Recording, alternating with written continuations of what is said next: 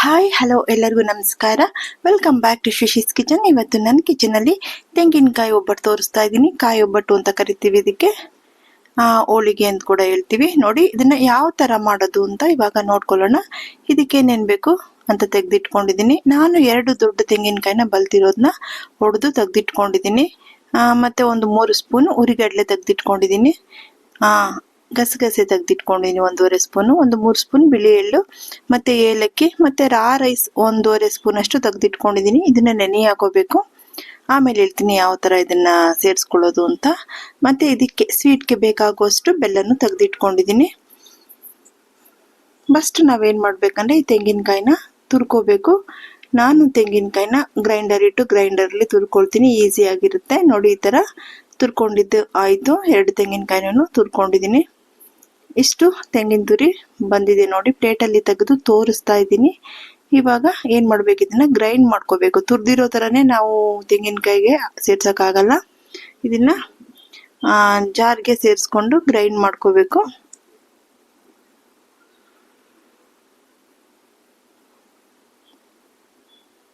ನೋಡಿ ಸೇರಿಸ್ತಾ ಇದ್ದೀನಿ, ಪ್ರೆಸ್ ಮಾಡಿ ಸೇರಿಸ್ತಾ ಇದ್ದೀನಿ. 2.5 ಗ್ಲಾಸ್ ಅಷ್ಟು ಬಂದಿದೆ. ಇವಾಗ ನಾವು ಅಕ್ಕಿ ಇಟ್ಕೊಂಡಿದ್ವಲ್ಲ ಅದನ್ನ ನೀರಲ್ಲಿ ನೆನೆ ಹಾಕೊಂಡಿದ್ದೀನಿ. ಅದು ಸ್ವಲ್ಪ ನೆಂದ ಮೇಲೆ ಇದರಲ್ಲಿ ಸೇರಿಸಿ ನಾವು ಗ್ರೈಂಡ್ ಮಾಡ್ಕೋಬೇಕು. ಚೆನ್ನಾಗಿ ಬರುತ್ತೆ, ಬೈಂಡಿಂಗ್ ಆಗಿ ಬರುತ್ತೆ. ಅದರಿಂದ ಅಕ್ಕಿ ಸೇರಿಸೋದು ಇದು ಒಂದು ಕ್ಯಾಟ್ರಿಂಗ್ ಸರ್ವಿಸ್ ಅವ್ರು ಹೇಳಿದ್ರು ಈ ತರ ಮಾಡಿದ್ರೆ ಚೆನ್ನಾಗಿರುತ್ತೆ ಅಂತ. ಅದನ್ನ ನಾನು ಫಾಲೋ ಮಾಡ್ತಾ ಇದ್ದೀನಿ. ಮತ್ತೆ ಎಳ್ಳನ್ನ ಸ್ವಲ್ಪ ಗಮ್ ಅಂತ ಹುರ್ಕೋಬೇಕು. ಮತ್ತೆ ಗಸಗಸೆಯನ್ನು ತುಂಬಾ ಸೀಸ್ಬೇಡಿ, ಈ ತರ ಹುರ್ಕೊಳ್ಳಿ. ಹುರ್ಕೊಂಡು ತೆಗೆದಿಟ್ಕೊಳ್ಳೋಣ. ಸುಮ್ಮನೆ ತೆಂಗಿನಕಾಯಿ ಬೆಲ್ಲ ಹಾಕಿ ಮಾಡಿದ್ರೆ ಕಾಯಿ ಒಬ್ಬಟ್ಟು ಅಷ್ಟು ಚೆನ್ನಾಗಿರೋದಿಲ್ಲ. ಗಸಗಸೆ ಎಳ್ಳು ಎಲ್ಲ ಸೇರಿಸಿದಾಗ, ನಿಮಗೆ ಉರಿಗಡಲೆ ಪುಡಿ ಎಲ್ಲ ಸೇರಿಸಿದಾಗ ತುಂಬಾ ಚೆನ್ನಾಗಿ ಬರುತ್ತೆ. ನೋಡಿ ನಾನು 2 ಗ್ಲಾಸ್ ಬೆಲ್ಲ, ಗ್ಲಾಸಲ್ಲಿ ಮುಕ್ಕಾಲು ತಗೊಂಡಿದ್ದೀನಿ ನಾನು. 1:1 ಅನ್ನೋ ಲೆಕ್ಕಕ್ಕೆ ಕಮ್ಮಿಯಾಗಿ ಸ್ವಲ್ಪ ಮುಕ್ಕಾಲು ಗ್ಲಾಸ್, 1 ಗ್ಲಾಸ್ಗೆ ಮುಕ್ಕಾಲು ತಗೊಂಡಿದ್ದೀನಿ. ಮತ್ತೆ 2.5 ಗ್ಲಾಸ್ ಪ್ರೆಸ್ ಮಾಡಿ ತಗೊಂಡಿದ್ದೀನಲ್ವಾ ತೆಂಗಿನ ತುರಿ, ಅದರಿಂದ ಸ್ವಲ್ಪ ಸೇರಿಸ್ತಾ ಇದ್ದೀನಿ. ನಿಮ್ಗೆ ಸ್ವೀಟು ಕಮ್ಮಿ ಬೇಕು ಅಂದ್ರೆ ಸ್ವಲ್ಪ ಕಮ್ಮಿ ಮಾಡ್ಕೊಳ್ಳಿ. ಇದನ್ನೆಲ್ಲ ಸ್ವಲ್ಪ 1-2 ಆಗಿ ಪೌಡರ್ ಮಾಡ್ಕೊಳ್ಳೋಣ. ಎಳ್ಳು ಹಾಕಿದಾಗ ತುಂಬಾ ಚೆನ್ನಾಗಿರುತ್ತೆ. ಗಸಗಸೆ ಹಾಕಿದ್ರು ಟೇಸ್ಟ್ ಇರುತ್ತೆ. ಏಲಕ್ಕಿನೂ ಸ್ವಲ್ಪ ಹಾಗೆ ಬಿಸಿ ಮಾಡ್ಕೊಂಡಿದ್ದೀನಿ. ಇವಾಗ ನೋಡಿ ಇದನ್ನ ಕರಗಿಸ್ಬಿಟ್ಟು ಇದನ್ನ ಫಿಲ್ಟರ್ ಮಾಡ್ಕೋಬೇಕು. ಕಲ್ಲಿರುತ್ತೆ ಬೆಲ್ಲದಲ್ಲಿ. ನೋಡಿ ಪುಡಿ ಮಾಡ್ಕೊಳ್ಳೋಣ. ನೋಡಿ ಉರಿಗಡ್ಲೆ, ಇದು ಎಳ್ಳು ಪುಡಿ ಮಾಡ್ಕೊಂಡು ಬಂದಿದ್ದಾಯ್ತು. ನೆಕ್ಸ್ಟ್ ಉರಿಗಡ್ಲೆನ ಮಾಡಬೇಕು. ಈ ತರ ಬೆಲ್ಲ ಸ್ವಲ್ಪ ಕರಗದ ಸ್ವಲ್ಪ ನೀರು ಹಾಕೊಳ್ಳೋಣ. 1/4 ಗ್ಲಾಸ್ ಅಷ್ಟು ನೀರು ಹಾಕಿದೀನಿ. ಇವಾಗ ಉರಿಗಡ್ಲೆ ಪುಡಿ ಕೂಡ ಮಾಡಿ ತೆಗೆದಿಟ್ಕೊಂತೀನಿ. ಅದನ್ನು ಬೈಂಡಿಂಗ್ಗೆ ಸೇರಿಸೋದು ಚೆನ್ನಾಗಿ ಬರುತ್ತೆ ಒಬ್ಬಟ್ಟು. ನೋಡಿ ಮಾಡಿಟ್ಕೊಂಡಿದ್ದಾಯ್ತು.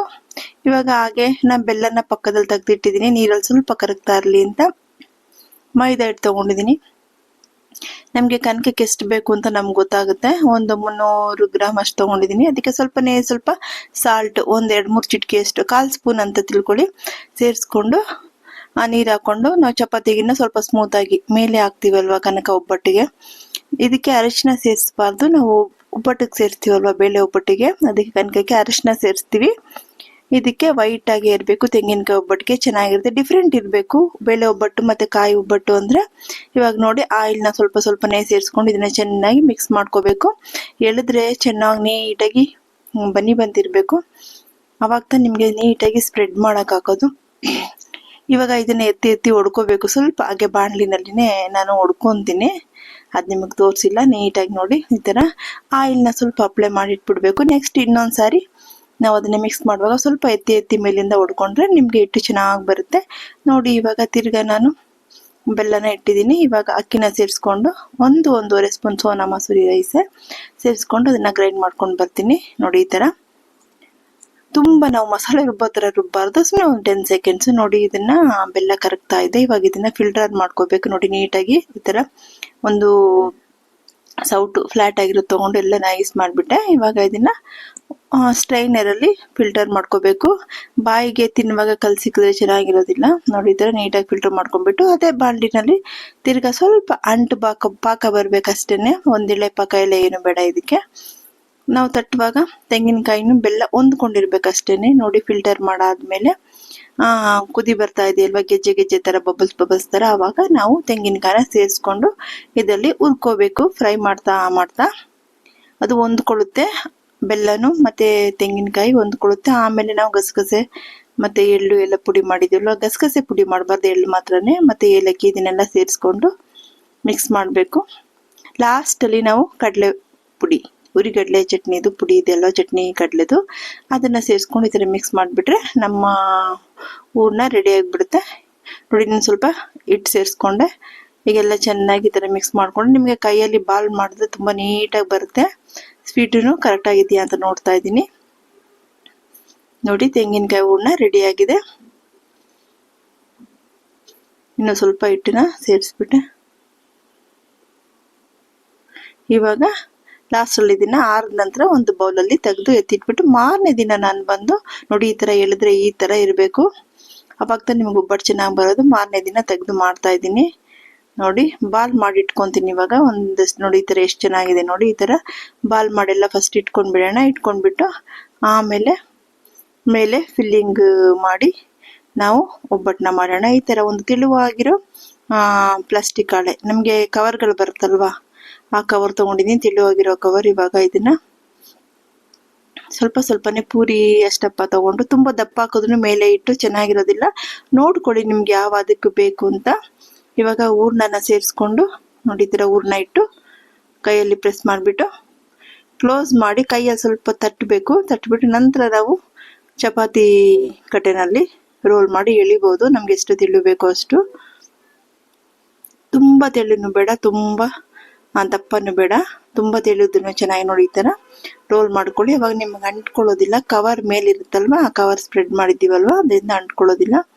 ಈ ಥರ ಈ ಕಾಯಿ ಒಬ್ಬಟ್ಟು ತುಂಬ ಟೇಸ್ಟ್ ಇರುತ್ತೆ. ಬರೀ ತೆಂಗಿನಕಾಯಿ ಬೆಲ್ಲ ಅಂದರೆ ನಮ್ಗೇನು ಕೊಬ್ಬರಿ ಮಿಠಾಯಿ ತಿಂದಂಗಿರುತ್ತೆ ಅಷ್ಟೇ.